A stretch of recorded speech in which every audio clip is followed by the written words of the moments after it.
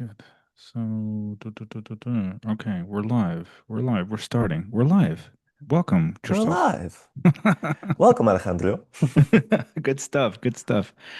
Excellent. So, everyone, welcome to this week's edition of How Much Time Do You Have? I am Alejandro. I am a devout, revert Catholic. I spent 3 years in pre-seminary and then went away to university, went away into the world, and came to my senses. God wrestled me back into the faith, and I'm now here trying to clarify a lot of the things that I'm seeing in the church today, which are, quite frankly, a bit confusing from time to time. And so, here is where we try to unpack all of these things. I'm here with my co-host Krzysztof. Tell us about yourself again. Remind us. Hello, my wonderful people. My name is Krzysztof. I am a Polish Catholic. I'm 26 years old, and I am a soon-to-be theologian. I'm currently finishing my degree in theology, currently working on my thesis, and if all goes well, I'm going to defend it this year. I also play music. I play guitar, sing occasionally. Every once in a while, I also rap. And I'm a bit of a language nerd. I speak a couple of languages and I also teach languages online. So if any of you would be interested in learning Polish or English, uh, write it down in the comments and I'll get back to you. I think you're also, aren't you also, can you also teach Portuguese? If I'm not, I don't. My you don't. Portuguese is Okay. at around B1, so yeah, I can hold my own during a conversation, and my Okay. grammar is on point more often than not. Got it. But I would not feel comfortable teaching it, you know. Got it. Got it. At least he's an honest man. There you go. So, yeah, let's dive right into it. I'm going to share my screen so that we have here some Mhm. access for everyone to see what's going Just a on. second, I need to let my kitty out of the room. Yeah. There you Yeah, go. that's what happens. I have three cats, and you know, Authentic moments. yep, Excellent. we're All right. back. Good stuff. All right. So I'm going to just organize here a bit, and then we're going to be good to go. Excellent. All right, wonderful people. So, this is the second installment of How Much Time Do You Have? We have started this segment on the Sacrosanctum Concilium, which was one of the preeminent documents of the Second Vatican Council. And the reason that we are exploring this, just as a refresher, if you haven't seen the last one, is because people are always going on and on about the council, the council, the council, the council, and this. And surely it was a very, it was the most recent ecumenical council. Presumably, there's also been Vatican I, right? And so it's Vatican Right. II, and there's several other councils that have come up that have happened in the church over the ages that have mostly been used to codify and define and reinvigorate the faith. And so, this was the council that was called as a way to interpret, okay, to ask the question, how is the church going to respond to the modern world, right? Exactly. And for better or worse, there have been a lot of misunderstandings as to how the council has been implemented over the years, specifically related to the holy sacrifice of the mass. We have here we are quoting Pope Pius X, who said, "The Holy Mass is a prayer itself, even the highest prayer that exists. It is the sacrifice dedicated to our Redeemer at the cross and repeated every day on the altar. If you wish to hear Mass as it should be heard, you must follow with the eye, heart, and mouth all that happens at the altar. Further, you must pray with the priest the holy words said by him in the name of Christ, which Christ says by him. You have you have to associate your heart with the holy feelings which are contained in these words, and in this manner you are to follow all that happens at the altar.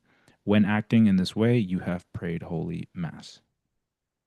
All right. And Beautiful. so we are going to pick up where we left off from last time and go into the articles. The articles, as for those of you chiming in new again, this is basically what we do. Is that we are literally going line by line into the articles. So there's no discrepancy. So there's no like crazy interpretation. It's like we're just going to dive into it and comment on it through the Catholic lens, right? So Exactly. Krzysztof, why don't you kick us off? Let's go. So last time we finished at Article 35. So this time we're kicking off with Article 36 of Sacrosanctum Concilium. Point number one, particular law remaining in force. The use of the Latin language is to be preserved in the Latin rites. Yeah, that didn't really happen now, How did did that it? work out? Let's be honest. How did that work out? Uh, Yeah. Point number two. But since the use of the mother tongue, whether in the Mass, the administration of the sacraments, or other parts of the liturgy, frequently may be of great advantage to the people, the limits of its employment may be extended. This will apply in the first place to the readings and directives, and to some of the prayers and chants, according to the regulations on this matter to be laid down separately in subsequent chapters. Point number three, these norms being observed, it is for the competent territorial ecclesiastical authority mentioned in Article 22, Particle point number two, to decide whether and to what extent the vernacular language is to be used. Their decrees are to be approved, that is, confirmed by the Apostolic See. And whenever it seems to be called for, this authority is to consult with bishops of neighboring regions which have the same language. And point number four, translations from the Latin text into the mother tongue intended for use in the liturgy must be approved by the competent territorial ecclesiastical authority mentioned above. So, what we're seeing here is the council calls us to to preserve the use of the Latin language. And although the use of mother tongue may be extended, and to be honest, I'm all for it. One of the main problems is uh, one of the most common complaints by people, and these are genuine complaints, is that they just did not know what was going on during the Mass. So if we could at least keep the readings, so I'm actually Mm, all for keeping the readings in the mother tongue right. to make it understandable for people. Yeah. Like to me, that would be great. However, if we could keep Latin as the language of the ordinary of the Mass, Mm, I'm pretty sure that would have been the perfect solution because that way we keep Latin as the language of prayers, right. using it in the ordinary of Right. the Mass, but also we make readings accessible to people, Right. which would be pretty much the perfect solution. However, what we see nowadays, like, let's ask ourselves, when was the last time you heard Latin at Mass? Unless you go to the TLM. Right. Right. No, of course. Yeah. I mean, this is great. This is a great question for people listening to reflect on, right? I think that there's it goes without saying that like even I grew up with in the Novus Order, right? And the post conciliar, right? I also later in life got access to in my teenage years I got access to the Latin, right? And so that again there's beauty in both, but there's one of those things where you kind of you don't really beyond maybe do the creed in Latin or maybe the Our Father in Latin. There's no Latin in any of in any of the kind of local vernacular nowadays, and I think that it's to the detriment for the case that I will make that also the thing is that the Latin retains the orandi, right, that we were talking about. We were talking about lex orandi, lex credendi. So it's like the way that we pray is the way that we believe, right? And so the Exactly. Latin preserves the doctrine because the Mass is the living catechesis, the living belief lived out in the church, right? And so you could make the argument, I assume some people do, that say, all right, well, if it's in Latin, how am I supposed to understand it anyway? It's like, well, but mm, you would if you're curious, you now have access to it. Right. Also, like, if it were up to me, I would say the churches should make more effort into, well, you could always like prepare some brochures for people to take Always. once they enter the church, just Yeah. to make sure they understand everything. I mean, hey, I remember when I was on a mission trip in Moldova in 2024, Mm. I was using one in Russian because we had mass in Russian. Yeah. So There you go. go figure. For example, yeah, I have not been to a singular. I've been to many Roman rites and extraordinary rites, so the Latin mass, And I have never been to any Latin mass where there wasn't a local, like a translation that was in Latin and the local language. Never. It was always there's always been you had no excuse to be just like I don't know what's going on. It's like there were always this in the back, usually in the back near the door. There's like a little bookshelf, and you can pull it like just like a hymnal, just like when you would go to the hymn, you grab a Right. hymnal, you go and pull out a little thing, you borrow it, you go through it, sit into the mass, you put it back. That's it. So, yeah. All right, let's move on. Yes. Article 37. Even in the liturgy, the Church has no wish to impose a rigid uniformity in matters which do not implicate the faith or the good of the whole community. Rather, does she respect and foster the genius and talents of the various races and peoples. Anything in these people's way of life which is not indissolubly bound up with superstition and error, she studies with sympathy and, if possible, preserves intact. Sometimes, in fact, she admits such things into the liturgy itself, so long as they harmonize with its true and authentic spirit.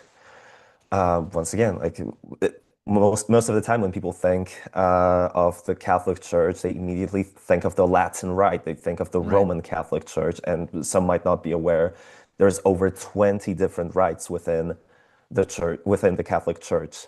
That's right. Each church, each particular rite, each particular church is united under Peter, under Pope, and holds on to the tradition written with the big T, which is the Mm-hmm. apostolic tradition, which is the faith itself, which is, well, the matters of faith, the dogmas, and so on. However, each particular church also has its own small t traditions, which are, for example, the liturgy. Liturgy is Right. part of it. Right. Traditional hymns, Right. the way of worshiping, which is most common to the peoples of a certain region. Right. So here we can see, once again, I'll read it once again. Anything in these people's way of life which is not indissolubly bound up with superstition and error, she studies with sympathy and, if possible, preserves intact. The Catholic Church is beautifully diverse, and Yeah. once again, Amen. the different rites just show the universality of the church. You know, it's just amazing to see how we're so diverse and so different, but we all belong to the one church. You know, united in one faith. Absolutely. I mean, I love it. I think of specifically of as I mentioned when as I've become exposed to the Ukrainian to the Greek Ukrainian rite close to me, you have these Slavic festivities, Ivana Kupala, like mhm. these are tradition these are Slavic festivities associated also like the Slavic a lot of those festivities are associated with calendar and with with the agricultural calendars and stuff like this. They're very Mhm. folkish, and For example, yeah. sorry for cutting you off. For Yeah. example, in Poland, on the Feast of Assumption of Mary Hmm. is commonly known as Matki Bożej Zielnej, so the Mother of God of the herbs, literally. Mm. Once Oh, again, okay. it's tied to these folk traditions. You know, of course, we celebrated in August, the time of collecting all the I lost the word right there. Mushrooms. Of all the fruits of the earth, let's just put Okay. it that way. Got it. It's a time of harvest. Okay. So that was the word I was looking for. It's a time of harvest, and so it sort of coincides with the Feast of the Assumption, and Yeah. so this folk element was incorporated Right. into the church, and on the Feast of the Assumption, many a times the priest will bless the herbs Right. at the end of the mass, which is a beautiful tradition. Right. There you go. There you go. So, and again, this is not strange also to the this has been part of Catholic tradition for as long as it's been around. People shouldn't yeah, get over it. Uh, number 38. Yeah, Article 38. Provisions shall also be made when revising the liturgical books for legitimate variations and adaptations to different groups, regions, and peoples, especially in mission lands, provided that the substantial unity of the Roman Rite is preserved. And this should be borne in mind when drawing up the rites and devising rubrics. All right. Good. So I think and on that point, I think is specifically, they were talking about the lands right now that are exploding in terms of conversions, right, and in terms of evangelization, specifically Southern Hemisphere, Africa, Southeast Asia, regions like that. And so, there's a lot of we interestingly enough, we also there are actually. It's not like it was the first. It's not like the church just got there in the 60s. Like the church has been there and has been all over the world for hundreds of years now. Totally. Um, but it's calling to basically say, hey, listen, let's study and let's sympathize more with the local customs and let's contemplate it. That's great. Good. Within the limits set by the typical editions of the liturgical books, it shall be for the competent territorial ecclesiastical authority mentioned in Article 22(2) to specify adaptations, especially in the case of administration of the sacraments, the sacramentals, processions, liturgical language, sacred music, and the arts, but according to the fundamental norms laid down in this Constitution. For some places and circumstances, however, an even more radical adaptation of the liturgy is needed, and this entails greater difficulties. Wherefore, the competent territorial ecclesiastical authority mentioned in Article 22(2) must, in this matter, carefully and prudently consider which elements from the traditions and the culture of individual peoples might appropriately be admitted into divine worship. Adaptations which are judged to be useful or necessary should then be submitted to the Apostolic See, by whose consent they may be introduced. To ensure the adaptations may be made with all circumspection which they demand, the Apostolic See will grant power to this same territorial ecclesiastical authority to permit and to direct, as the case requires, the necessary preliminary experiments over a determined period of time among the certain groups suited for this purpose. Because liturgical laws often involve special difficulties with respect to adaptation, particularly in mission lands, men who are experts in these matters must be employed to formulate them. Right. So, So yeah, go ahead. we enter into the topic of enculturation, which is quite tricky because, like we can read right here, there's this fine balance between keeping the Roman Rite intact while also having this element of opening up to to different cultures, especially in mission lands, and striking the balance between the two and what's permitted, what's out of the question can be very tricky at times. It all depends, and is well, many a times, like it's the response, the correct way of going about it is not always going to look the same.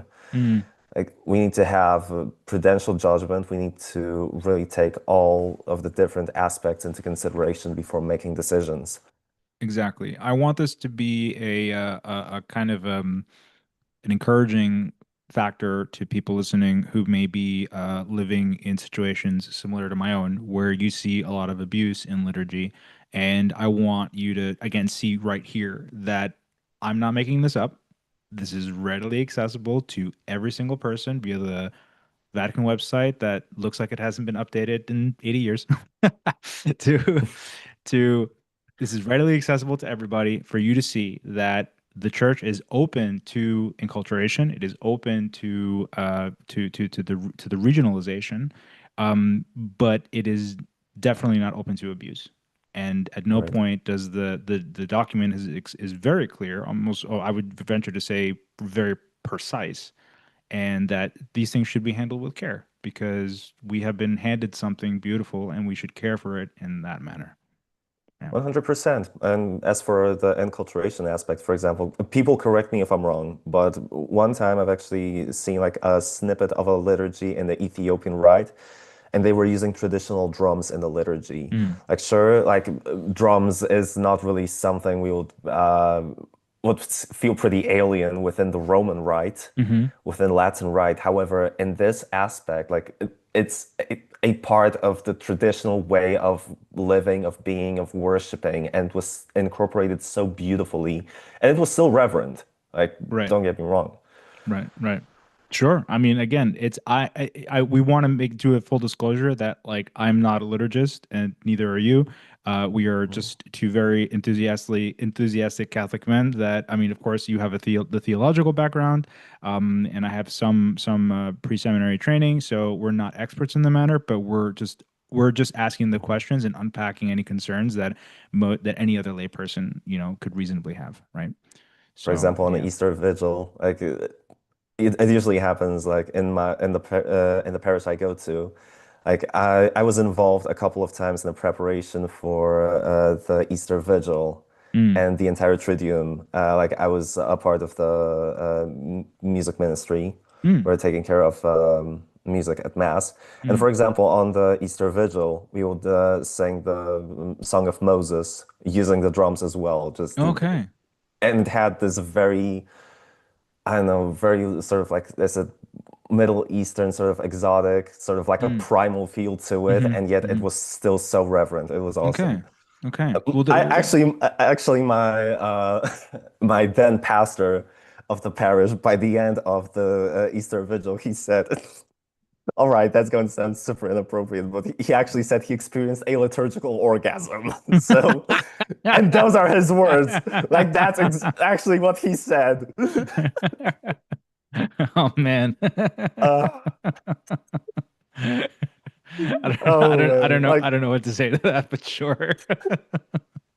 And he's like he's always been this like he's this very sort of stern, very he's pretty rigid, Yeah, very yeah, like I yeah. said, like he's Pretty not scared orthodox. Yeah, yeah. of talk. He's very orthodox. He's not scared of talking about the difficult matters, like hell and death as well. Yeah, So yeah. when he said that, I was caught so off guard. Yeah, yeah, sure, sure, sure. No, and I mean, don't give me like again, that's good. I think it is the takeaway from this section is that it's a very nuanced, a very delicate, process, and that it's clear that the Council Fathers understood that there can be some good that's drawn from it, but that also we need to be careful. It's not just like, okay, cool, let's try this interpretive dance and then see how it goes. It's like, it's Exactly. probably not right. Final point of the slide: promotion of the liturgical life in the diocese and parish. The bishop is to be considered as the highest priest of his flock, from whom the life of Christ, of his faithful, is in some way derived and dependent. All right. Right. And it actually continues a little bit later. That's still point 41. Yeah. So, but go ahead. It's fine.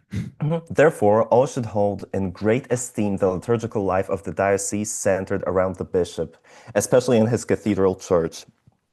They must be convinced that the preeminent manifestation of the church consists in the full active participation of all God's holy people in these liturgical celebrations, especially in the same Eucharist, in a single prayer at one altar at which there presides the bishop surrounded by his college of priests and by his ministers.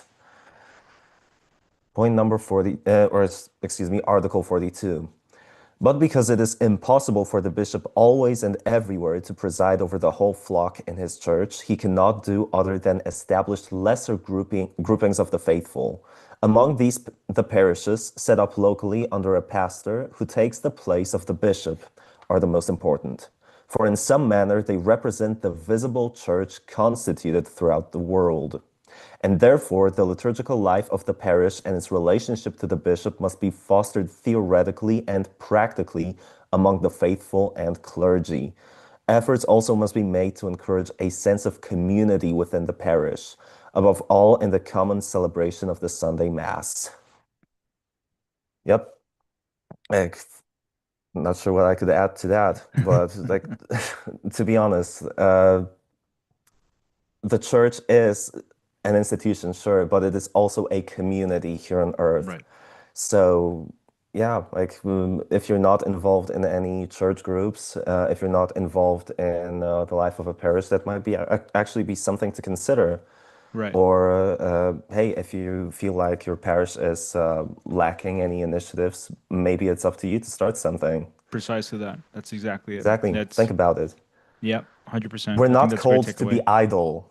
We're Yes. not called to be idle. We are active participants within the life of the church. We're all living members of this huge family of Christ, and we all have a certain role within it. So if you feel called to starting a new ministry, or maybe starting a group at your parish, talk to your local pastor and find like-minded people and get going. We not only is Krzysztof entirely correct. That is actually in a later document, which we may cover, which Mhm. I believe is Lumen Gentium. Uh, Yep, yep. Okay. So it is you. It is actually, if you're listening, it is actually your canonical right believe so. to start free associations of laity, specifically in specifically aligned, of course, with the missions of evangelization and supporting your local community, and exactly what Christoph said. So you are well within your right. Again, assuming it's always best to approach your local ordinary, to which means like again your pastor, your vicar, your bishop. It's best to be aligned with them where and when possible. But even if for whatever reason you are in some difficult territory, you have the right of assembly within your as a baptized member of the church. So get it. All right, Right. next line. All right, continuing. Article 43, excuse me. Zeal for the promotion and restoration of the liturgy is rightly held to be a sign of the providential dispositions of God in our time, as a movement of the Holy Spirit in His Church. It is today a distinguishing mark of the Church's life, indeed of the whole tenor of contemporary religious thoughts and action. One So sec. that this, Yeah. I so one that sec. this, Oh, sorry. pardon me. No, it's all good. I just wanted to chime in there very quickly to kind of explain my note. Again, this is an open discussion, an open conversation that we're having here. And one of the things that I do is I often criticize, right, very open in a very friendly way. I criticize where I see, hey, there have been some inconsistencies, right? And one of the things that I think I jokingly said during the last podcast is that we had, I believe it was Stalin who said, in order to make an omelet, you sometimes need to break a few eggs. And my question is, where's the omelet?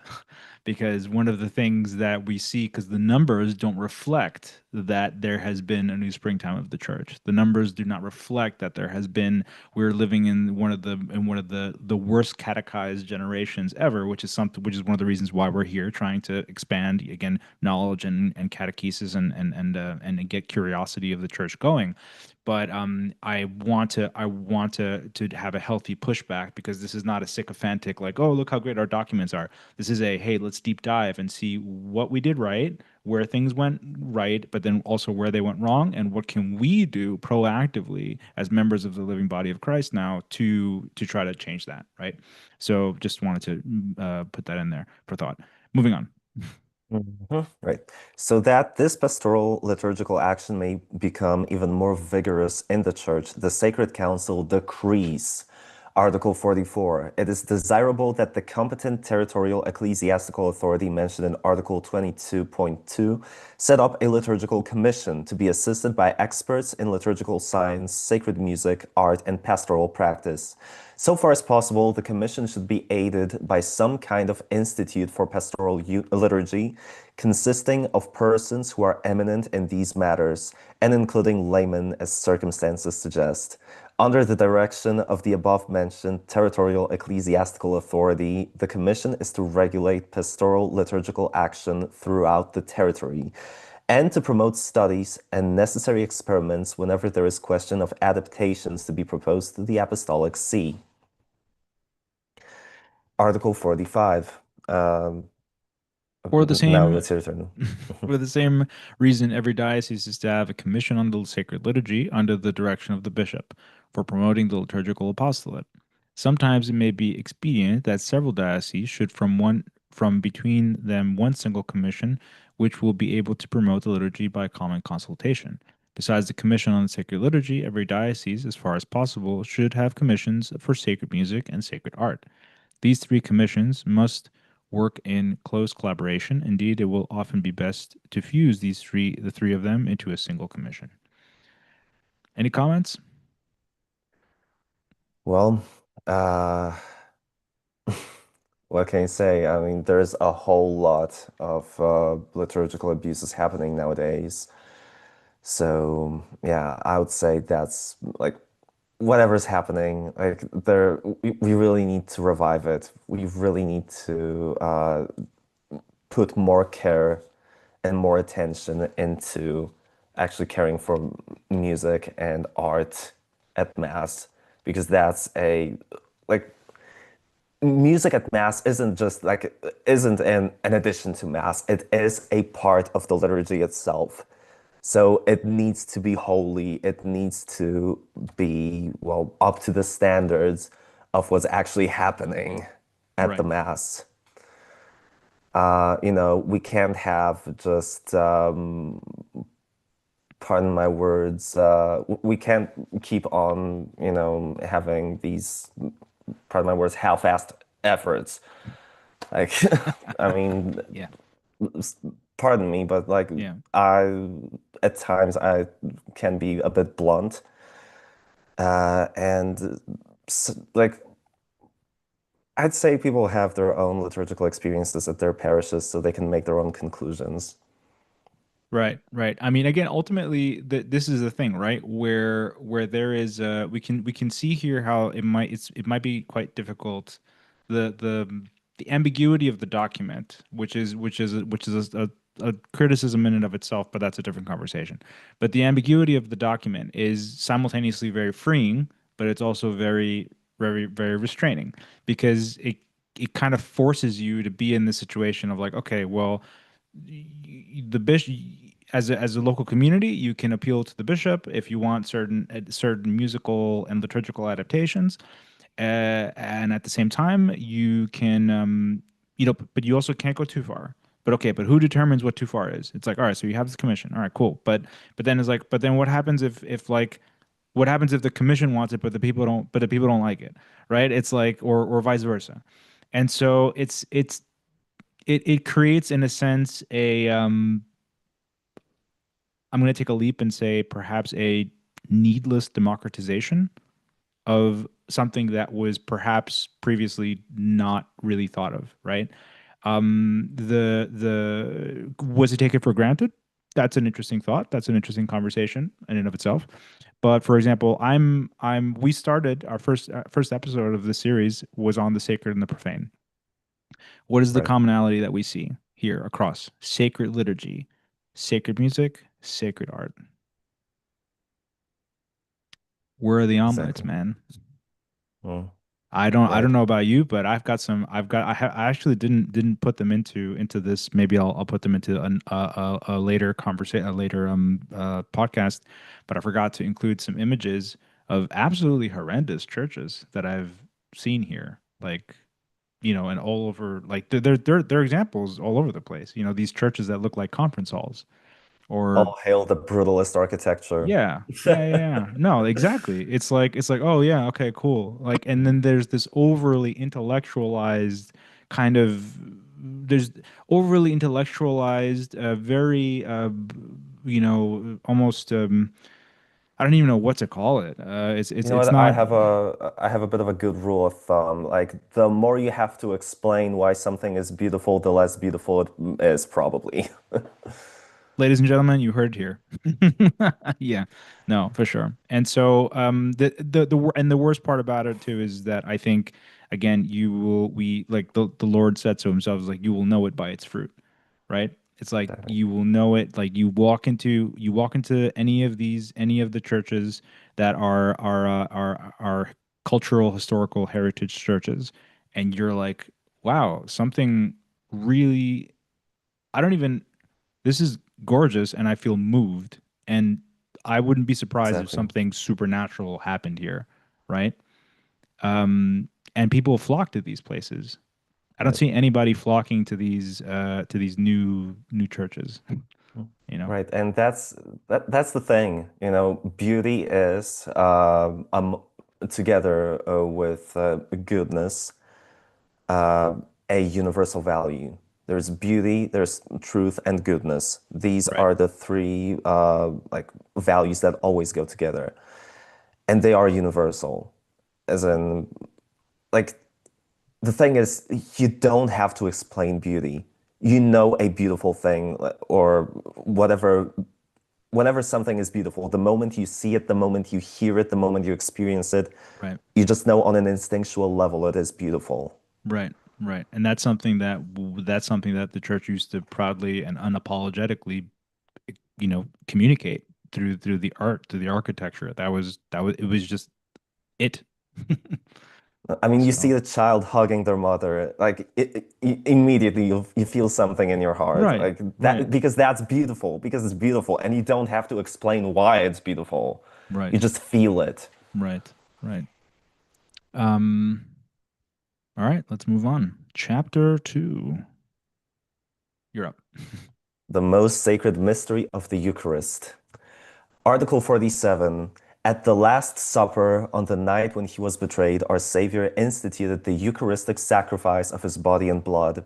He did this in order to perpetuate the sacrifice of the cross throughout the centuries until he should come again, and so to entrust to his beloved spouse, the Church, a memorial of his death and resurrection, a sacrament of love, a sign of unity, a bond of charity, a paschal banquet in which Christ is eaten, the mind is filled with grace, and a pledge of future glory is given to us.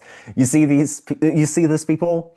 A paschal banquet in which Christ is eaten. We literally eat God. We eat God. Like I Yeah, said it that's last time, but like yeah. it's so freaking metal. Like don't Yeah. tell me it's not. Yeah. Absolutely. Absolutely. Excellent. Go on. Article 48. The Church, therefore, earnestly desires that Christ's faithful, when present at this mystery of faith, should not be there as strangers or silent spectators. On the contrary, through a good understanding of the rites and prayers, they should take part in the sacred action, conscious of what they are doing with devotion and full collaboration. They should be instructed by God's word and be nourished at the table of the Lord's body. They should give thanks to God by offering the immaculate victim, not only through the hands of the priest, but also with him. They should learn also to offer themselves. Through Christ the mediator, they should be drawn day by day into ever more perfect union with God and with each other, so that finally God may be all in all. I mean, that's just beautiful. And yes, people, active participation. Like, sure, there's the matter of active participation. Yes, we should know all the responses. We should know what to say, when to say what during Mass, obviously. But active participation is so much more than just mouthing the words. We should be conscious of what we are saying. We need to be actually like we need to be there like with our mind and not just mouth the words and think about what we're going to eat tomorrow at the same time. Like when you're at Mass, focus on what's happening during the Mass. Like be there, like with your body and with your mind. And when you say these words, be conscious of what you're saying. That's what active participation is about.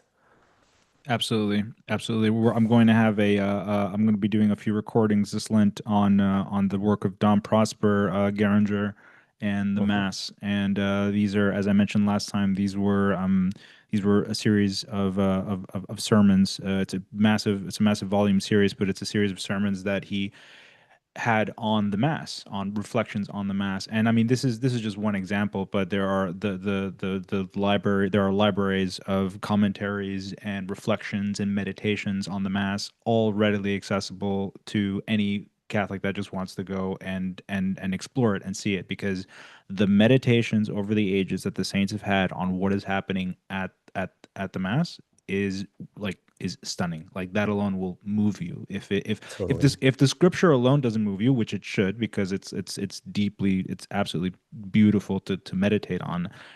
If that alone doesn't move you, you can appeal to the library of stuff that has been written by the saints. So yeah, go on. Article 49. For this reason, the Sacred Council, having in mind those masses which are celebrated with the assistance of the faithful, especially on Sundays and feasts of obligation, has made the following decrees in order that the sacrifice of the Mass, even in the ritual forms of its celebration, may become pastorally efficacious to the fullest degree. Article 50. The rite of the Mass is to be revised in such a way that the intrinsic nature and purpose of its several parts, as also the connection between them, may be more clearly manifested, and that devout and active participation by the faithful may be more easily achieved.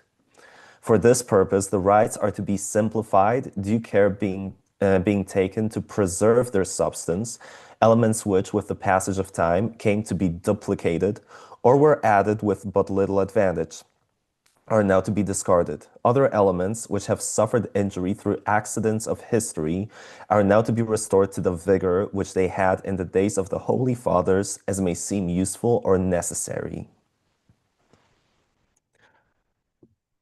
Yep. I have some comments, but I'll let you finish the Mhm. slide. No. I want to hear your comments now. Like, Oh yeah. Well, I was actually waiting for you to okay. say All right. something No. about it. Cool. Cool. Yeah. So basically, I mean, I was going over I was thinking here that we have so we're talking. This is another point. Again, the things that I highlighted, and I was looking at my notes on it, and this is another area where I was a bit. Again, I'm a bit critical because my question is where is the evidence of these historical accidents, right? And what exactly, and how do you define accident, and how do you define little advantage? Because I would be very, I'm very, again, I'm not a scholar, I'm not a liturgical specialist, but I was very well catechized, and there is nothing in the mass that is just cause. Mm, Like there is nothing that like every gesture, every garment, everything has is something that has developed organically through the ages as a part of in the way that a tree grows into that the mass so has grown. And so this is another one of those areas where I feel that it would be better to be more precise. Like they're mm, so precise in some areas. It's like, all right, we'll now be precise in these other right. areas. The reason that I say that, and I'll back this up with scripture. I'm looking at 1 Corinthians 11:26 to 30. Whoever eats, therefore, eats the bread or drinks the cup of the Lord in an unworthy manner, will be guilty of profaning the body and blood of the Lord. Let a man examine himself, and so eat the bread and drink of the cup. For anyone who eats and drinks without discerning the body eats and drinks judgment upon himself. This is why many of you are weak and ill, and some have died. And so that doesn't sound like it's just sitting around singing Kumbaya or like it is something that Mm, you just passe. And St. Paul is explicitly talking there about the importance of discerning, so confession, right? Discerning the spirit before you attend the holy sacrifice of the mass, which used to be reflected in the art, in the architecture, also in the way that people kind of comport, right? The way that they behave. And so that's my one kind of initial pushback from this slide and from this particular part. Yeah. right. I mean, to be honest, it would have been great to have a liturgist on the show sometime because, to be honest, like, I'm not a specialist in liturgy, people. The thing is, if you think 5 years is enough to learn all of theology, you are sorely mistaken. Like, Yeah. no, that's just the tip of the iceberg. That's Yeah. how rich Catholic theology is. And yeah, like that's why we have specialists in all of different areas, just Yeah. because of how vast the entire Catholic theology is. Like, you need Absolutely. 100%. I'm in the process of looking of I'm always looking for people. So if you happen to come across the episode, please reach out. And you are a liturgist or a specialist in something related to the mass, then please reach out. We have a theological expert in the making, which is always wonderful. But I am always looking for also liturgical specialists. So yeah. But moving on. Oh, sorry. Yeah. We have one more point. Yeah. We have One more 51. point. Yeah. Go ahead. Article 51, the treasures of the Bible are to be opened up more lavishly so that richer fare may be provided for the faithful at the table of God's word. In this way, a more representative portion of the Holy Scriptures will be read to the people in the course of a prescribed number of years.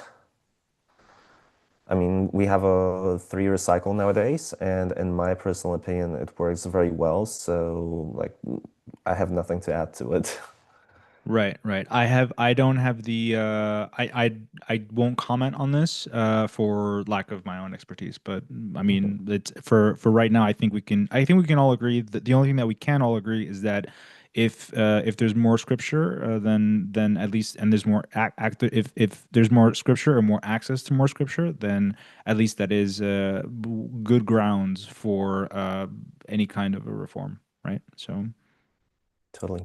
okay. By means of the homily, the mysteries of faith and the guiding principles of the Christian life are expounded from the sacred text. During the course of the liturgical year, the homily, therefore, is to be highly esteemed as part of the liturgy itself. In fact, at those masses which are celebrated with assistance of the people on Sundays and feasts of obligations, it should not be omitted except for serious reasons. And let me chime in right here. Like, people, how many times like have you heard a letter of the episcopate instead of a homily? Like, just so you know, if the letter is written as a homily, if it's directly related to the readings uh, of the day, like of a Sunday or the Feast of Obligation, if it's directly related to the readings, that's fine. However, how many times have like we go to church on Sunday, the time of the homily comes, and instead of a homily, you hear a pastoral letter, for example, which has nothing to do with the readings. How many times has that happened to you? Because unfortunately, here in Poland, it does happen quite a bit, Okay. more often than I'd like to. And in fact, it should never happen because it's just a liturgical abuse. Like, stuff like that shouldn't happen. Homily is extremely important. It needs to be directly related to the readings of the day, and like, it shouldn't be omitted. It shouldn't be replaced by anything. Once again, except for a serious reason. Uh, what that serious reason is, I would have to ask a liturgy specialist. Right, but I'm assuming that again something serious. It's a of course again it's just an assumption, but I'm taking the assumption that something serious would be related to something, for example, that is imminent to the community, right? So Right. something that is like, hey, listen, there's like I don't know, the state is collapsing, or there's some kind of an emergency like within like a health related situation, something like this. Like I'm sure that there's a short list of those things, mostly of course which are decided by the local vicar or ordinary anyway, but it is very much the exception, not the rule. And if you're hearing if you're hearing politics or like kind of anything that's not related to the gospel from the ambo, you have a right to push back a bit and be worried. 100%. Yeah. The church has a right and a duty to talk on the matters of faith and morals, that's for sure. If you Sure. ever hear a priest during the mass agitate or let's say support a political party, for example, that's a no-go. Like, Yeah. this shouldn't happen. Yeah, it shouldn't be. It also can't be like an innuendo, right? It can't be Right. innuendo, and it can't be like for any particular person or side. One of the things one of the things that I love about being Catholic is that you're neither right nor left. You're Catholic. It means you have a Exactly. brain. It means that you're not looking for, hey, listen, you're not looking to corner your vote in with any particular party or instance. You have a brain, and you are, despite what people might think that we just appeal to the Pope for everything. Exactly. You And have a brain, and yeah, you can use yeah, it. like for example, sorry for chiming in once again. For example, I'm pretty sure there's a good amount of people who say that the church just gets involved in politics, for example, when priests talk about the evil of abortion. Well, that's not a matter of politics. That's Right. like the fifth commandment, Right. thou shalt not kill. Right.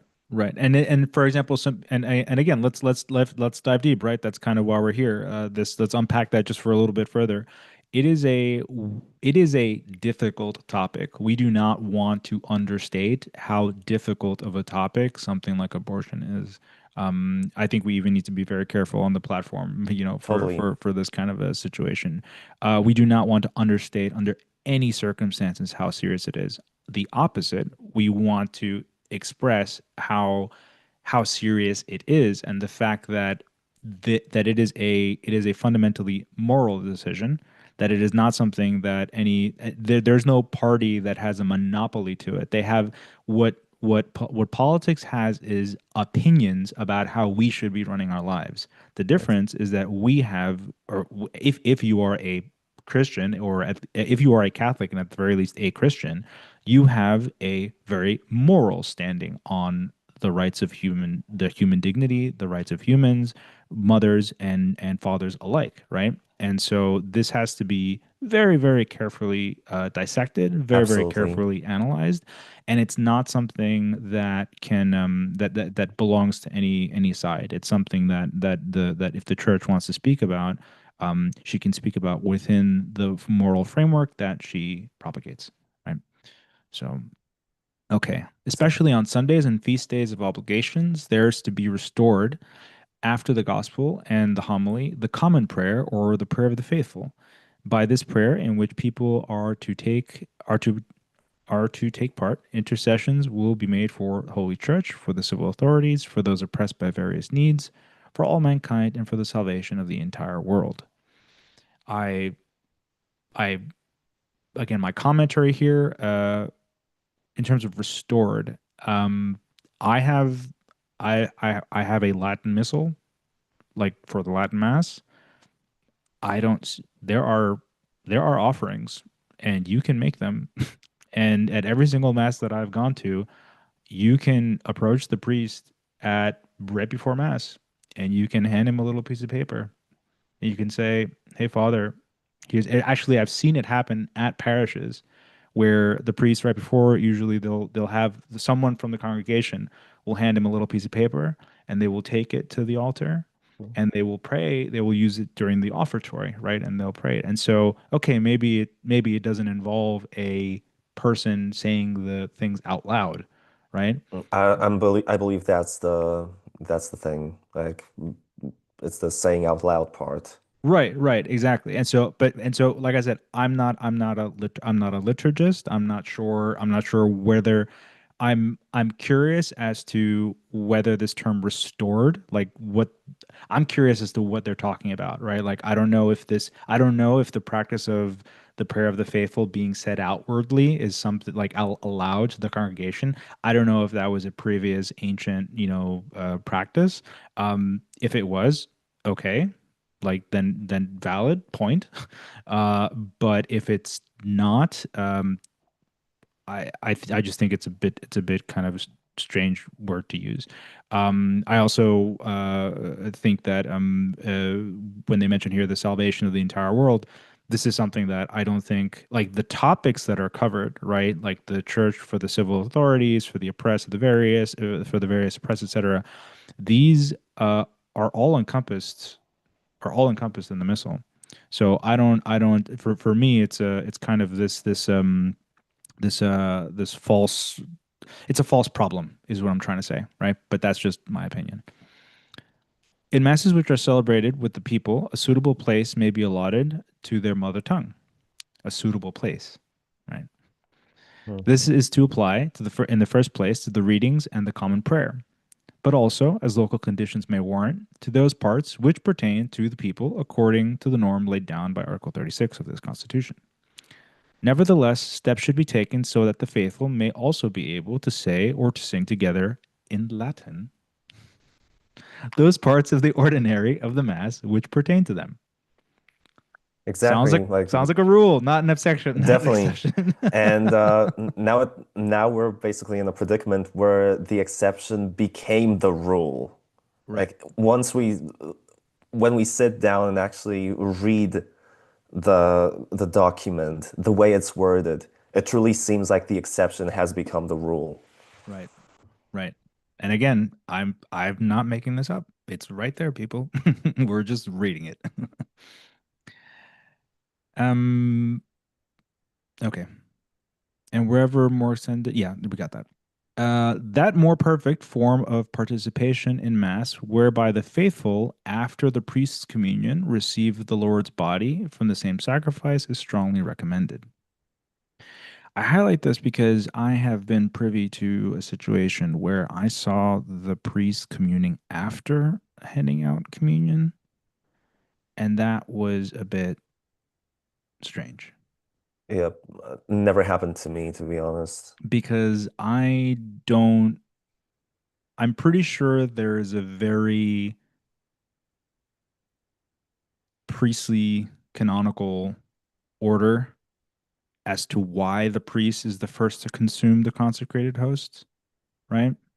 I'm Mhm. pretty sure, again, I'm not a theologian, but I'm pretty well catechized. And correct me if I'm wrong, as from the theological standpoint, that remember the Mass is the living theology, right? And the priest is there as the new as the priest of the new Jerusalem, right? As the priest of the new covenant, and he echoes the uh the priestly function of the old covenant. And within the old covenant, the priest was the one, as you told me, I believe, when we were speaking about the sacred and the profane, that the priest needed to consume the the um the sacrifice, right? Sacrifice. That's part of it. And so just something to think about. The dogmatic principles which were laid down by the Council of Trent remaining intact. Communion under both kinds may be granted when the bishop thinks fit, not only to clerics and religious, but also to the laity, in cases to be determined by the Apostolic See, as, for instance, to the newly ordained in the Mass of the Sacred Ordination, to the newly professed in the Mass of their religious profession, and to the newly baptized in the Mass which follows their baptism. Right. I want, Especially yeah, in go ahead. Go. yeah, communion under both kinds, under both species, it can, for example, be a good practice in small communities. And it was actually practiced by it, like we used to do it in my first church group I belonged to, or rather religious community, we could say I belonged Mm, to. Whenever I was at a retreat and there wasn't a whole lot of people, the priest would do communion under both kinds, and yeah, I found it quite beautiful. And just so you know, the communion does not need to be consumed under both kinds to be valid. That was settled at the Council of Trent right. because the host, uh, in the host, you have the body, blood, soul, and divinity of Christ. It's not like there's the body, but there's no blood, and there's blood, but there's no body. No, when you consume the host, you consume the body, blood, soul, and divinity of Christ. Period. Yes. Uh, So, like I said, that was settled at the Council of Trent, so don't you worry. Yeah. Thanks, man. No, but I completely agree. I actually was thinking the same thing and I wanted to address it. So thank you for doing that because I think a lot of people, maybe especially if you're new to the faith, you might hear that, right? That's one of those big kind of rebuttals or big kind of situations where it's like, oh, this is a contradiction. It's like, no, no, no. It's like both species, these are called species, both species of the Blessed Sacrament of the Eucharist are completely and fully valid, and you do not need both in order to receive communion to receive the Eucharist. In fact, it just so happens that these are the occasions under where it can happen.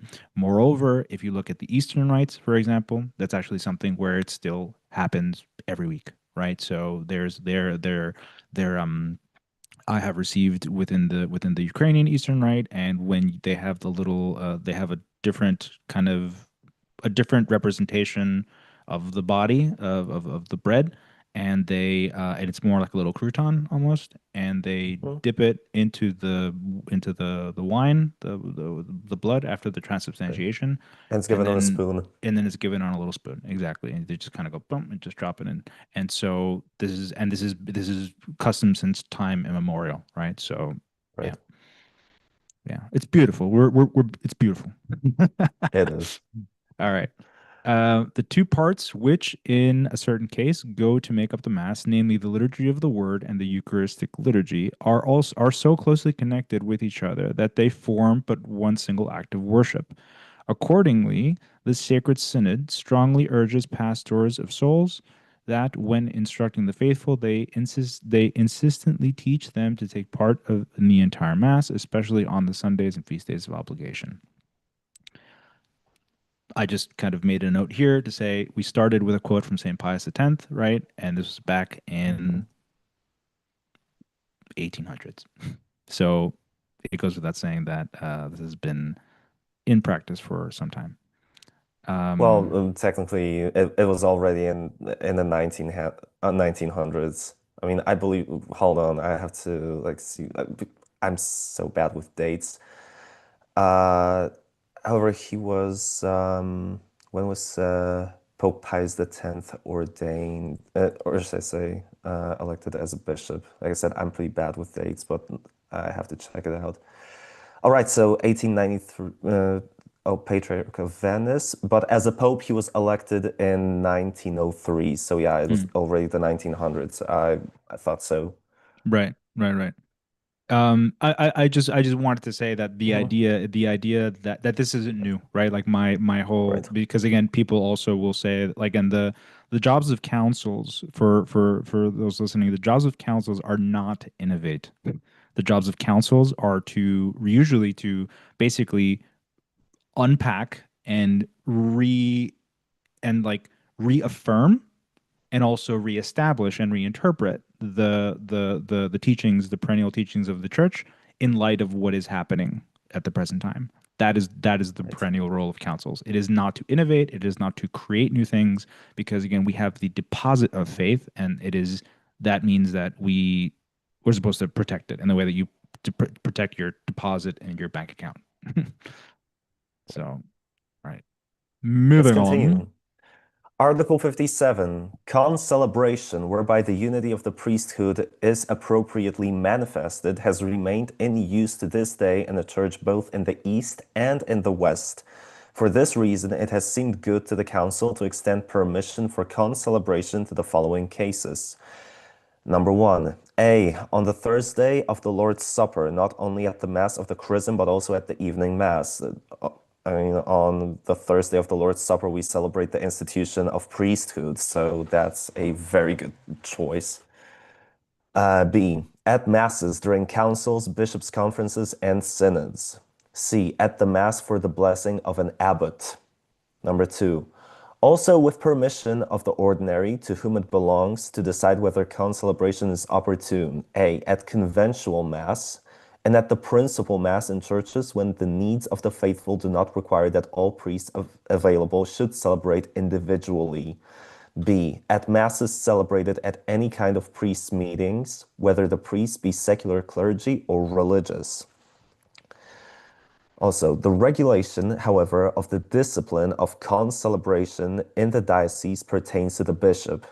Nevertheless, each priest shall always retain his right to celebrate Mass individually, though not at the same time in the same church as a concelebrated Mass, nor on Thursday of the Lord's Supper.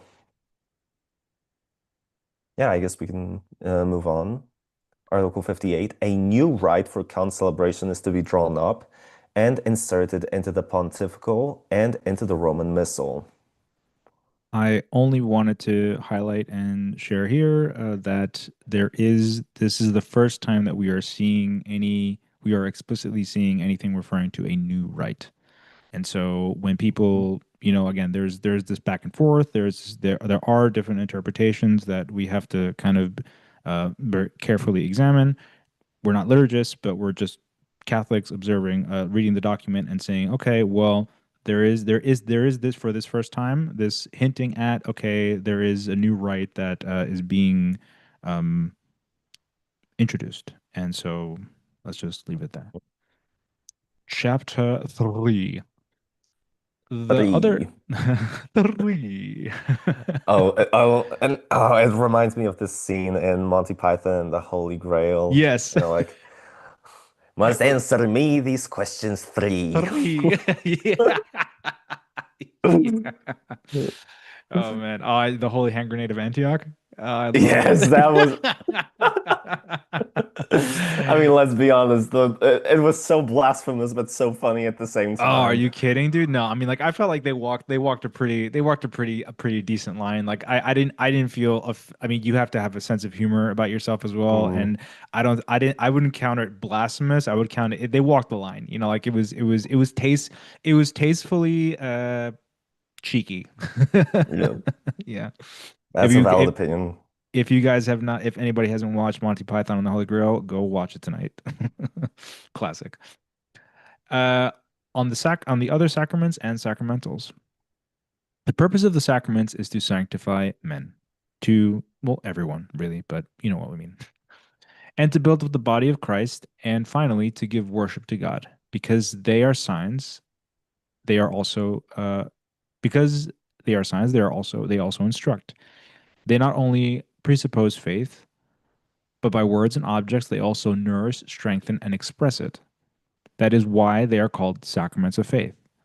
They do indeed impart grace, but in addition, the very act of celebrating them most effectively disposes the faithful to receive grace in a fruitful manner, to worship God duly, and to practice charity.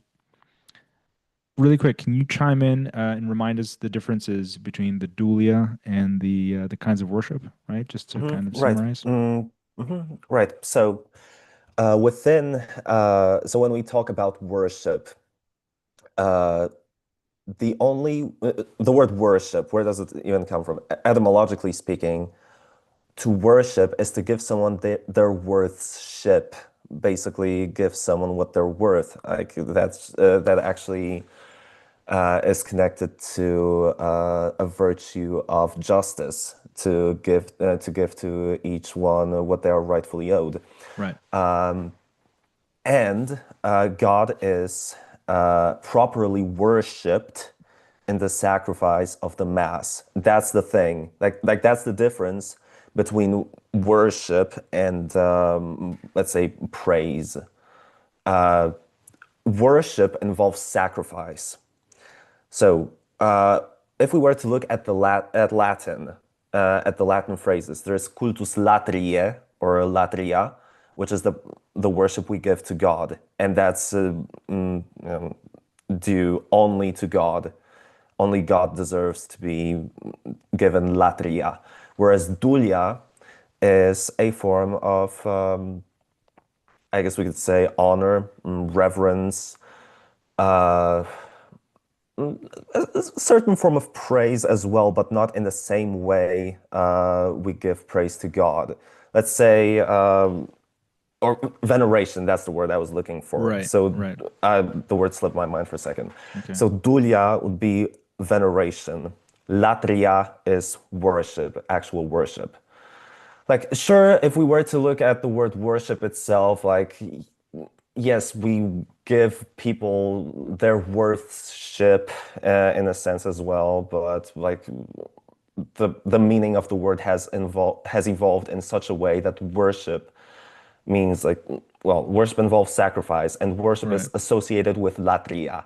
So Right. that's the praise given only to God. Right. And as I said, worship involves sacrifice. Right. So although you might see, for example, different feasts dedicated to Mary, statues, hymns, things like that, this is not worship, people. Right. This Right. is veneration. This is still veneration. Right. Worship involves sacrifice. So, Right. for example, like I actually talked to my South African friend some time ago, and there is a problem with ancestral worship in Mm. South Africa, as in people give offerings Mm. to their dead relatives, Mm. believing they are messengers between earth and Right. divine, Right. which in itself, which is wrong. Like Right. you shouldn't do that. Right. Like all worship is due, it's given only to God.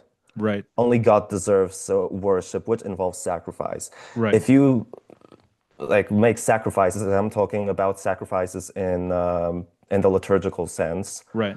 like if you do that, if you offer sacrifices to anything other than God, you Breaking the are first committing commandment. Yeah. idolatry. Yeah, of course. Yeah, for sure. And I think that this is something that again, it's a great I ask you to bring it up because it's a great catechetical point, right?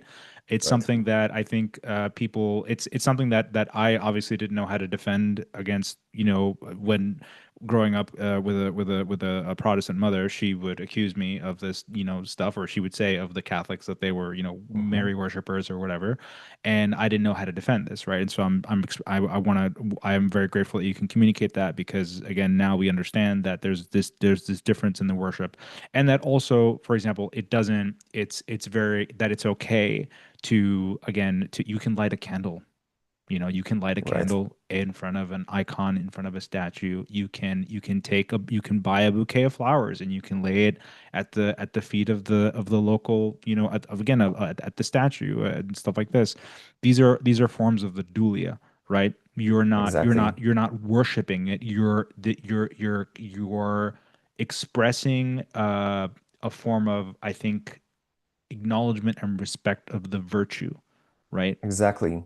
Yeah. What we need to say as well is that we are not giving honor or honoring or in the icon itself, like a piece of wood with a painting on it. No, rather we are using it to venerate what it represents, right? So, for example, if I were to show you people, I have this beautiful icon with Saint Peter and Saint Paul over here. Beautiful. Yeah. Right. It was a confirmation gift from my mom. And yes, it doesn't mean when I pray in front of this icon, for example, it does not mean I'm worshiping Buddha or Right. anything like that. Rather, I'm using it to pray To to meditate. Yeah. Peter and Paul to meditate. And it just reminds me of Saint Peter and Saint Paul. Like I have a visual representation of them. Right. Like how many Right. times like there's nothing wrong about it. And hold on, let me put it right here. I'll hang it up on the wall later. Like for example, I'm pretty sure you have pictures of your spouse Right. Exactly. in your wallet. Like, Right. is that worship? Is that idolatry? Right. It isn't. Right. No, you just Right. have something that represents someone who's very near and dear to you. Right. Right. Like that's the Exactly. same principle. Yeah. Yeah, and the emotions that invokes, right? The emotions for the 100%. for the for the saints and for our loved ones, it's obviously these emotional things, these and for the saints, I imagine it has to do with like the virtues that it all has to do with the works. And as you said, it's the works and the virtues, and ultimately the best saints are always just pointing us back to Christ, right? Totally. So that's it. Okay. It is therefore of the highest importance that the faithful should easily understand the sacramental signs and should frequent with great eagerness those sacraments which were instituted to nourish the Christian life. Holy Mother Church, moreover, has instituted sacramentals. These are sacred signs which bear a resemblance to the sacraments. They signify effects, particularly of the spiritual kind, which are obtained through the Church's intercession. By them, men are disposed to receive the chief effect of the sacraments, and various occasions in life are rendered holy. Thus, for well disposed members of the faith, the liturgy of the sacraments and sacramentals sanctifies almost every event in their lives. They are given access to the stream of divine grace which flows from the paschal mystery of the passion, death, and resurrection of Christ. the font from which all sacraments and sacramentals draw their power. There is hardly any proper use of material things which cannot be directed towards the sanctification of men and which cannot thus be directed towards the sanctification of men and the praise of God. Right. I'd like to pause here for a second and talk about the sacramentals for a second, because that it might be something not all people are familiar with. Go ahead. So, what are the sacramentals? Uh, from the official Vatican website, these are the sacramentals. These are sacred signs which bear a resemblance to the sacraments, right? It's actually, wait, is it the same quote or yes? They are sacred signs, right? They signify effects, particularly of a spiritual nature, which are obtained through the intercession of the church. So, for example, a sacramental may be a blessing. A blessing is a sacrament. While the sacramentals do not work in the same way as the sacraments do, they prepare us for the reception of sacraments, right? The sacramentals are there to lead us towards the sacraments. Right. So, once again, from the Vatican website, sacramentals do not confer the grace of the Holy Spirit in the way that the sacraments do, but by the Church's prayer, they prepare us to receive grace and dispose us to cooperate with it. For well-disposed members of the faithful, the liturgy of the sacraments and sacramentals sanctifies almost every event of their lives with the divine grace which flows from the paschal mystery of the passion, death, and resurrection of Christ. Right. So, what is a sacramental? A sacramental might be a blessing. A sacramental might be something like a cross necklace you might Right, wear. your A rosary. sacramental, Yeah. your rosary. A sacramental might be, for example, a scapular. Like Right. that's also a sacramental. A Right. miraculous medal. That's a sacramental. They do not once again, while they do not confer grace the same way as sacraments do, they prepare us for the reception of the sacraments. Right. Right. No, that's a great explanation, and I think that it's also something that it's also something for everyone to get very clear, because very often Mhm, sometimes people will interpret they're like, oh, so you're Catholic, so now you've got all the tchotchkes, like it's like they're like that's the term mhm, where it's like, oh, you've got all the medals and the thing, and it's like they people misinterpret it as being like this almost superstitious, almost materialistic, like, oh, that's just again, especially a lot of the Protestant branches, they'll mhm, interpret it as being, oh, this is this superstition that, like, if I've got the medal or if I've got the scapular or if I've got the thing, it's like, oh, these, they're so ridiculous, they believe the scapular will bring them to heaven. It's like, absolutely not. That's not, this mhm. this is exactly what we're Right. talking about, the disposition. Also, the various forms of the sacramentals. I'll finish that and we'll move on. Among sacramentals, blessings of persons, meals, objects, and places come first. Every blessing praises God and prays for his gifts. In Christ, Christians are blessed by God the Father with every spiritual blessing. This is why the Church imparts blessings by invoking the name of Jesus, usually while making the holy sign of the cross of Christ, on objects. So, just so you know, people, when you, for example, when you buy a cross, when you buy a crucifix, or when you buy a medal or anything among of these sorts, it's not yet a sacramental. It becomes a sacramental after a priest blesses it. To continue, certain blessings have a lasting importance because they consecrate persons to God or reserve objects and places for liturgical use. That's, for example, when well the liturgical vessels are blessed before they are used at the church during the liturgy.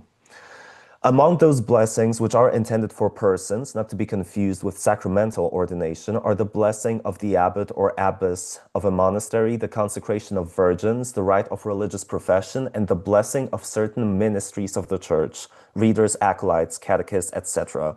The dedication of blessing of a church or an altar, the blessing of holy oils, vessels, and vestments, bells, etc., can be mentioned as examples of blessings that concern objects. So when an object is blessed, it in a sense becomes holy. It is after it is blessed, now it is set apart for liturgical use.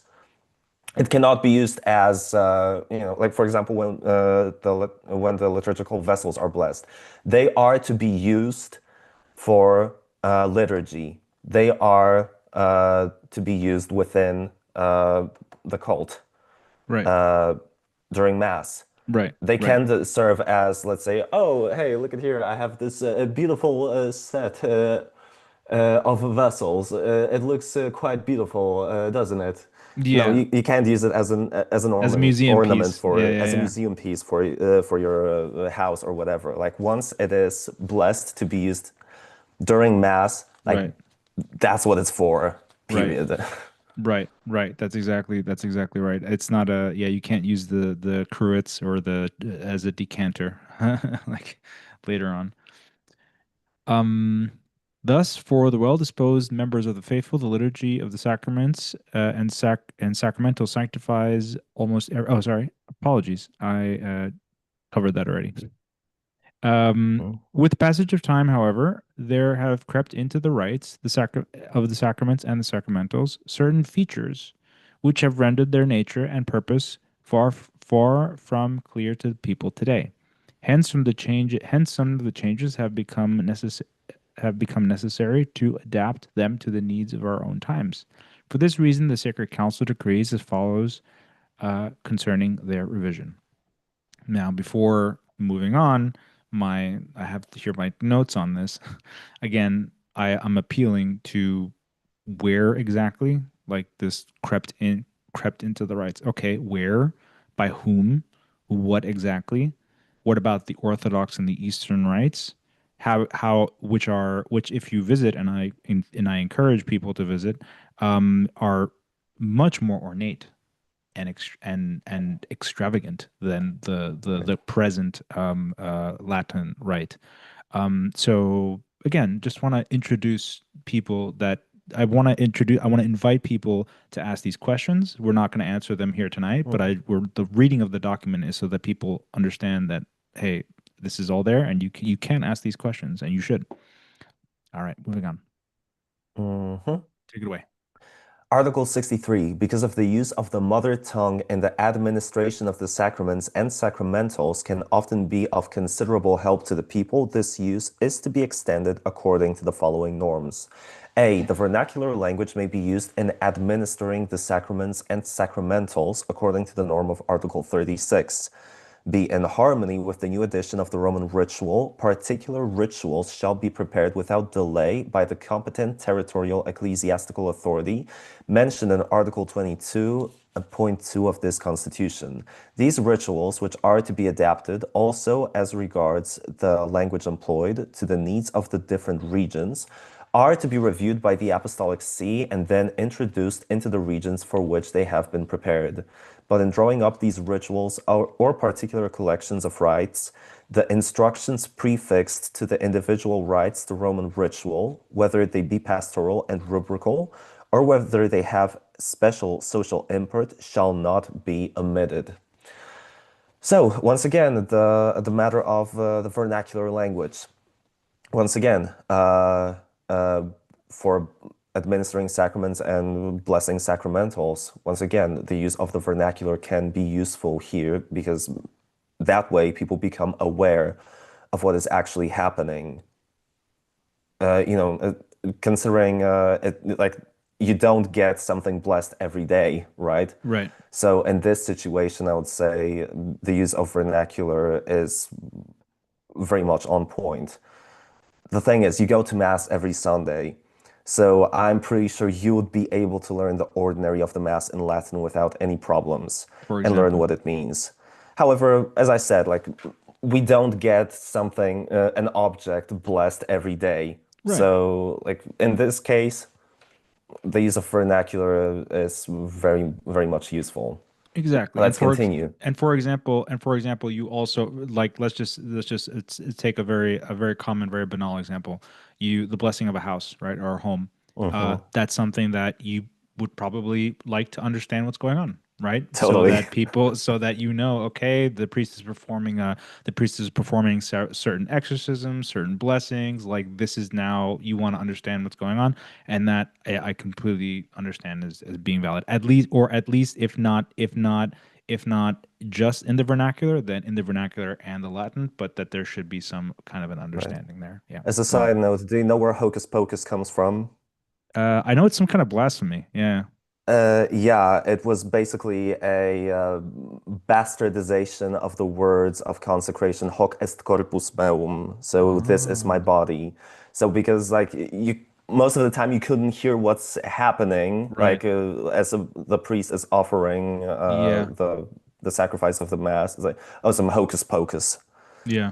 and which is blasphemous, as I said. Of Like, course. Yeah. Yeah. but that's the etymology. That's where it Right. comes from. Right. Right. And it's good for people to know because that this is that it has it there it is very common that this kind of blasphemous stuff is made it into the mainstream culture and people don't even know where or what it's referring to. So yeah, go Right. on. Article 64. The catechumenate for adults, comprising several distinct steps, is to be restored and to be taken into use at the discretion of the local ordinary. By this means the time of the catechumenate, which is intended as a period of suitable instruction, may be sanctified by sacred rites to be celebrated at successive intervals of time. Article 65. In mission lands, it is found that some of the peoples already make use of initiation rites. Elements from these, when capable of being adapted to Christian ritual, may be admitted along with those already found in Christian tradition, according to the norm laid down in Articles 37 to 40 of this Constitution. Once again, enculturation. If there is any good present in different cultures among the all over the world, the church incorporates these good elements, and well, initiation rites, like that's what's lacking nowadays, Mm-hmm. doesn't it? Isn't it? Mm-hmm. Like it's lacking. Like in as a side note, like in the modern world, like there's no initiation rituals actually. Like Right. when do you become a man? Right. You know, Right, right. That's like. exactly it. I mean, you have we covered this when we covered this only so ever so slightly when we were talking about the sacred and the profane space as referred to by the text that we were talking about, but also the idea that there are certain things like the military that serve as like pseudo Mhm. initiations, right? It's like they're very effective at turning men into very specific, like very specific tools for a very specific context, but they're not always very good. That doesn't always translate into bringing men back from war or even back from regular Right. missions and reintegrating them into common life, right? So we used to have something, for example, confirmation, as I understand it, Mm. used to be essentially that, right? Confirmation of both men and women, right? They've reached kind of this age where they've reached this ratio and it's meant to be like this the first like young adult rite of initiation within the Christian church, and that's something that I think has really been downplayed enormously like nowadays. I Mhm. don't I don't see anybody making a big deal out of that, and that's a shame. It's pretty sad. Like here in Poland, actually, people jokingly say uh, the confirmation is essentially the sacrament of a very reverent exit from the church, something along those lines. Like Ah, shame. that's how people jokingly say about the sacrament of the confirmation, which is extremely sad. Yeah, But sure. uh, like when we look at all the different cultures, there always were in different cultures, different religions, uh, there's always been some sort of an initiation ritual. Let's say among the Native Americans, like they would call upon the spirits. The young man had to kill a bison, for example, to Right, become a right, yeah. man. Yeah, there's A the boy Vision to Quest. The become Vision Quest right. that was, yeah. And it seems like there's like we don't have this element of adventure, this element Yeah. of like look at it, it's something great. Like it's so lacking nowadays. All right, but I digress. Yeah, yeah, that's no, All that's a right, great let's. that's a great point. If people want to, people can leave more comments and stuff if you want to hear more about that because that's a whole other conversation and one worth having. Yeah. Okay. Totally. Article 66. Both the rites for the baptism of adults are to be revised, not only the simpler rite, but also the more solemn one, which must take into account the restored catechumenate. A special mass for the conferring of baptism is to be inserted into the Roman Missal. And Article 67, the rite for the baptism of infants is to be revised, and it should be adapted to the circumstance that those to be baptized are, in fact, infants. The roles of parents and godparents and also their duties should be brought out more clearly in the rite itself. Yes, when it comes to being a godparent, it seems like people choose God for so many years. People have been choosing godparents because, oh, like this person is my friend, or Right. oh, they're part of the family, and then a person might get offended. Like, why can't I be a godparent? Like, for example, if you're living in a non-sacramental marriage, then I'm sorry, but Right. that's a no-go. A Right. godparent should be a guide to the godchild, Right. as I say, it's to a godson or a goddaughter. So like that's the number one thing. It's not a fun thing, or it's not a kumbaya moment once again. Right. Like you are adopting some pretty serious responsibility upon yourself Right. because now you are responsible for teaching your goddaughter or your godson, for teaching them faith, Right. being an example of faith, Right. and living a Christian life as it ought to be lived. Right. This, Right. like, it's no joke, people. Right. Right. No, it's and the thing that's really interesting. We have this I have this conversation with Jenna all the time where it's really interesting to see how coming how sometimes people will feel offended because they feel like they can't participate in like they can't participate, for example, in the Eucharist or in like a or in this or become a godparent or whatever. And we're explaining to them, we're like to certain friends that we have, it's like, listen, this is not a personal thing. It's not like we're still friends. Like this is not a personal attack or a personal exclusion of you. It's like that's not what it is. Is that these rights, these things mean something to people, and that if someone were to step into your house and start telling you how to do things, you might have some things to say to that person. and so 100%. and so that's all it is. It's like, so for the faithful, the church is an extension of your home. And so, and the space and things that you do there are extensions, are manifestations of the faith that you live out every day. And yes, people are invited, but they're guests there. They can't just do whatever the heck they want to do. And so, but it's something that I think uh, more we need to work on a bit better, and we need to. I'm very much for the restoration of much more reverence to to the places of worship, and understanding that, like, hey, listen, this is not like, go to the again, it's a silence, observe silence in the sanctuary. um Please go to the parish hall if you want to grab a coffee or talk or catch up about like life and the kids and stuff. Like, by all means, please do this. It's part of the community, but don't do it in the sanctuary. It's not the time or the place for it, you know Right. so yeah.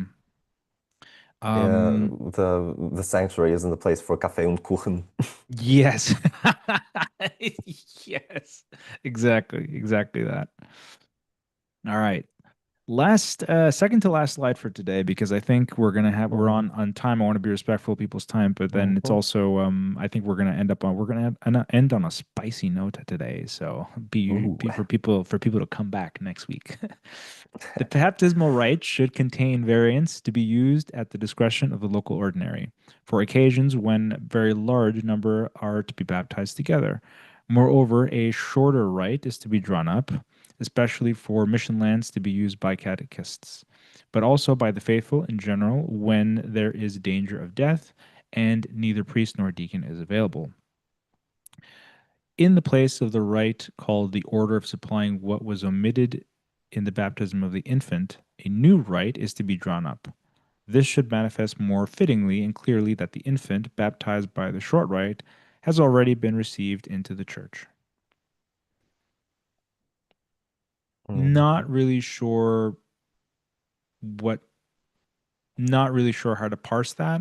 Are they saying that, are they saying that the infant by the act of being an infant has been received into the church, or how does that, what is that saying?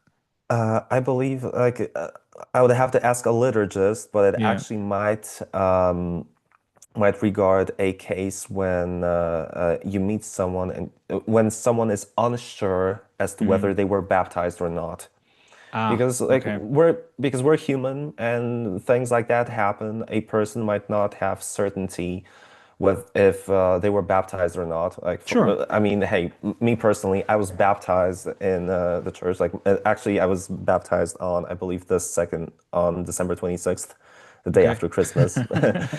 But my mom actually told me after I was born, she was having these just scary re recurring thoughts like, what if something were to happen to me and I were to die unbaptized? Mm, And she actually had thoughts of baptizing me,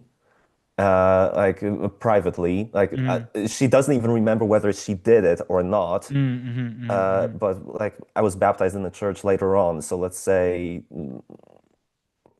well, I guess if she actually knew I was baptized, if she were to baptize me, and like then Mm. validly, as in I baptize you in the name of the Father Right, and of right. the Son Because and of the Holy Christians Spirit, can that's baptize the other Christians. Yeah. exactly that would have been a valid baptism. Right, right. Actually, and the baptism in the church actually probably would have been sacrilegious in this case. But if she had no certainty as to whether I was baptized or not, like that's a valid baptism. Yeah, Like sure. Again, of course, I don't think that these are there's also, I mean, again, there's that's not to, that for those listening, that's not to relativize the act of baptism, right? But exactly, it's just to say that ultimately there's a lot, there is a lot that the Lord invites us to have. Ours is a faith of co-creation, and the Lord invites exactly, us to have, again, the number one law of the church is the salvation of souls.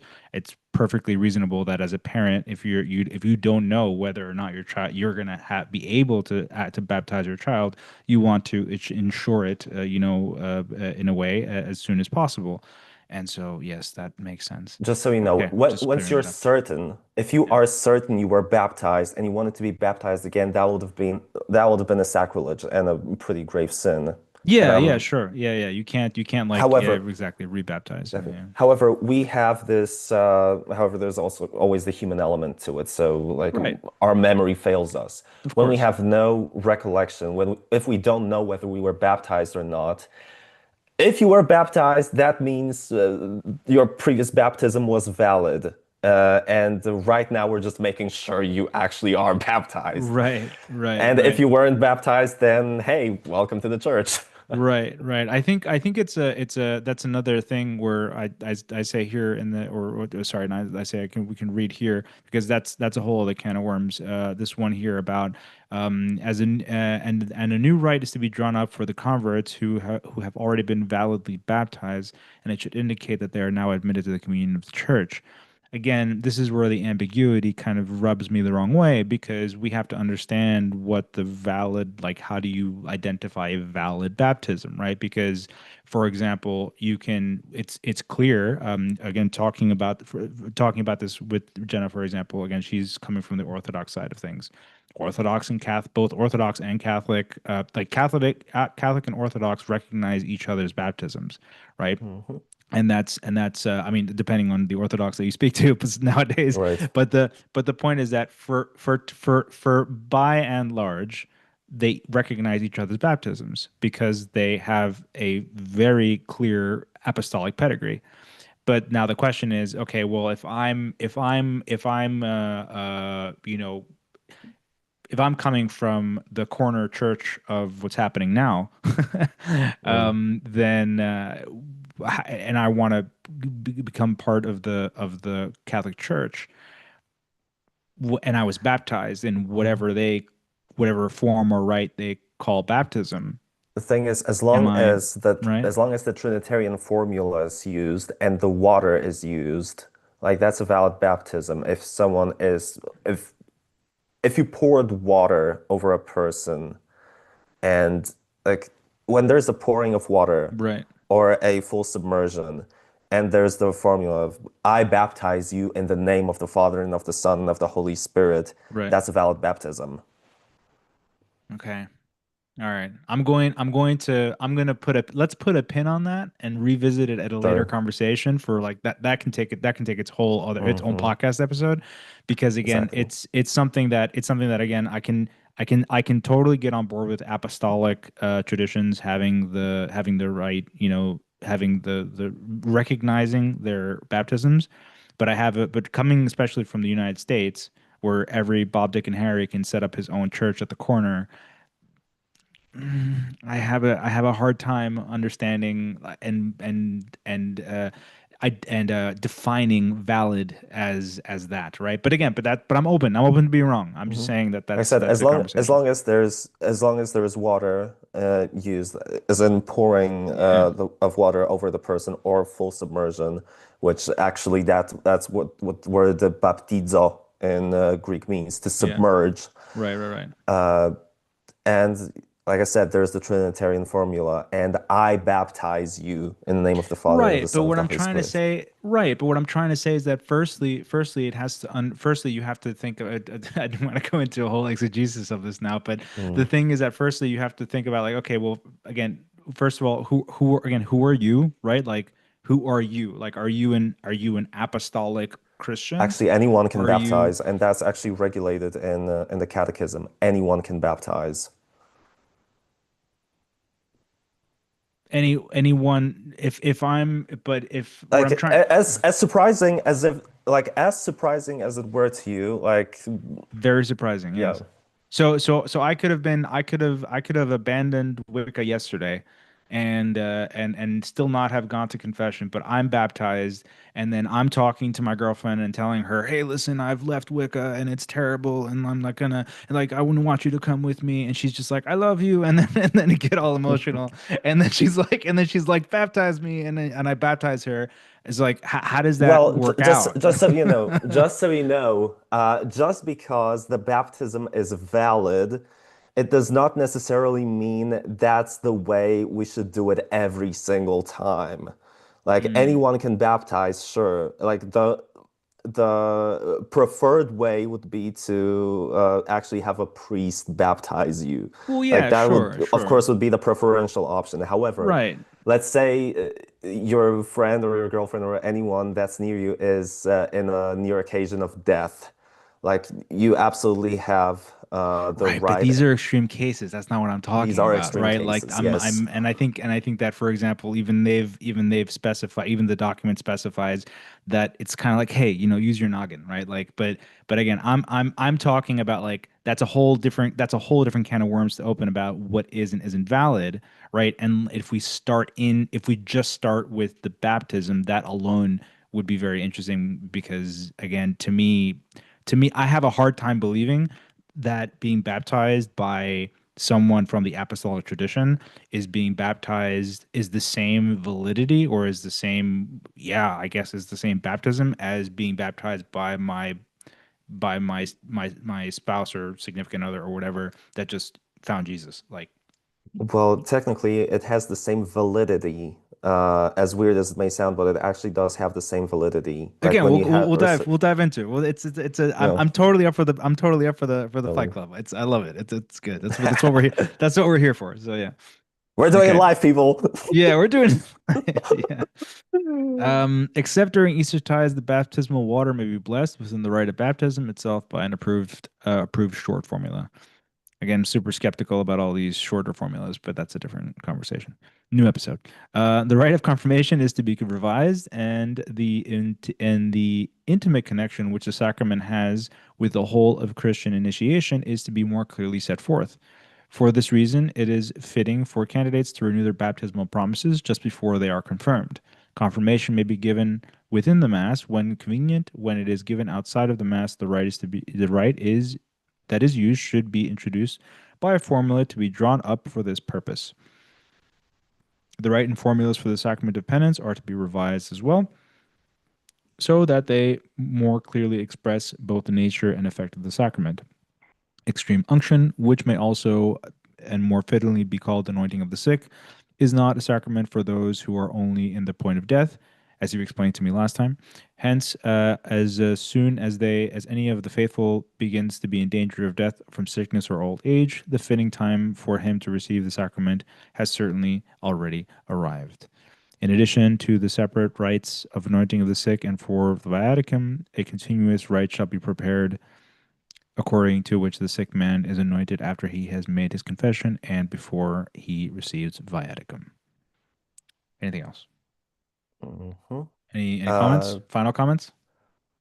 Actually, I have no comments on that.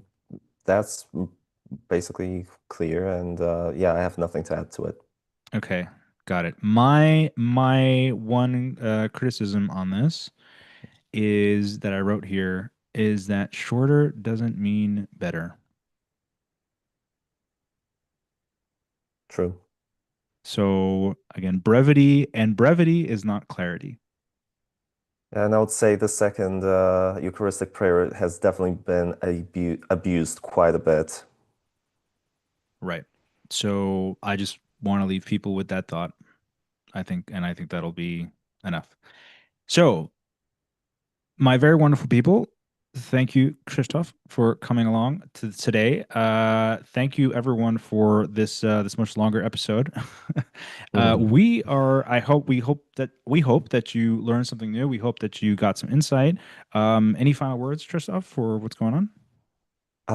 Not really. Thank you for coming. Thank you for listening to us. And we'd like to invite you to our next live, which, if all goes right, will be streaming every Saturday at 7 p.m. Unless something were to change, in that case, Right. we'll inform you. Exactly, exactly. So thank you everyone very much. We are next week. We are going to cover the breaking news that is Martin Luther. We're going to be covering a little bit more of. Initially intended it to get for us to get to it today, but we got into some really interesting conversations anyway. And next week we're going to be getting into what Martin Luther thought about the Mass, in particular his kind of his some of his points, some of which we can all agree I think were valid regarding the state of the Church at the time.